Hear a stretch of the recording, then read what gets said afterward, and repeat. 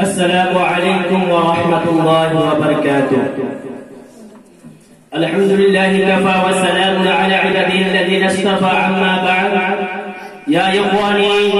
إني أريد أن ألقي أمامكم في هذه الحفل بكلمة حول موضع العلم، فأرجو منكم الاستماع بكل شوق ورغبة. يا زملائي، إن العلم له شرف عظيم، إنه نور وبصيرة، إنه أساس الدين وعماده، إنه لب المتين يقوم عليه الشرع الإسلامي،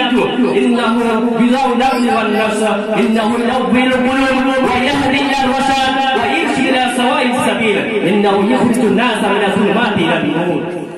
يا زملائي، إن العلم هو الذي يمنع الإنسان من الغواية والضلالة،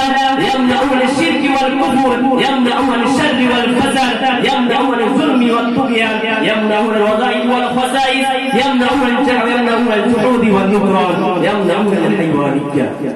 يا زملائي، إنه يدعو إلى الشرافة والكرامة، يدعو إلى الحب واللطف، يدعو إلى التهذيب بالعقول وتزكية النفوس، إنه يدعو إلى الخير والرشد، يدعو إلى مكارم الأخلاق، يدعو إلى دين الطبع والتوافة، إنه يدعو إلى مآثم الفئات ومفاخرها، يدعو إلى انتهاء المجد والكرام، إنه بحر زخر لا يشبع صاحبه ولا يلبثه، من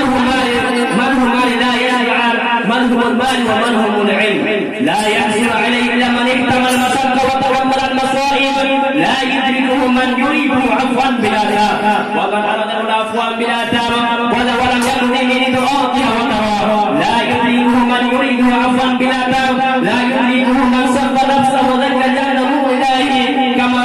أشار إليه الإمام الشافعي: شكوت إلى وكيل سوء حفظي، فأوصاني إلى ترك المعاصي، فإن العلم نور الله ونور الله لا يعطى لعاصي، إنه لا يؤلف الأعمال الفارغة والأحلام الكاذبة، لأنه لو يدرك بالمنى. صدق الله العلي العظيم.